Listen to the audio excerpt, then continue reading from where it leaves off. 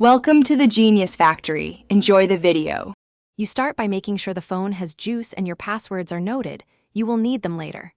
Once done, unlock your Redmi Note 7 Pro and open Settings. Scroll to or search for additional settings because Xiaomi nests reset options there. Tap Backup and Reset or Reset options to enter the menu. This is where network resets live. You're beginning the process now, so keep the phone awake and follow the next steps carefully to avoid losing saved data unintentionally. You'll now choose Reset Wi-Fi, Mobile, and Bluetooth from the menu. That's the exact option that clears network configurations.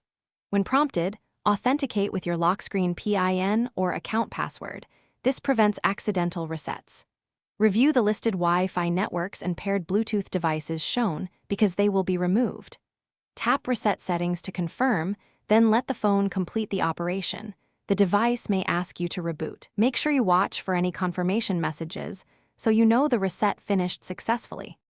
Once the reset finishes, you must rejoin Wi-Fi networks and repair Bluetooth devices. That's expected.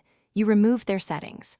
If mobile data doesn't reconnect, toggle airplane mode on and off or power the phone down and reinsert the SIM to force a network refresh.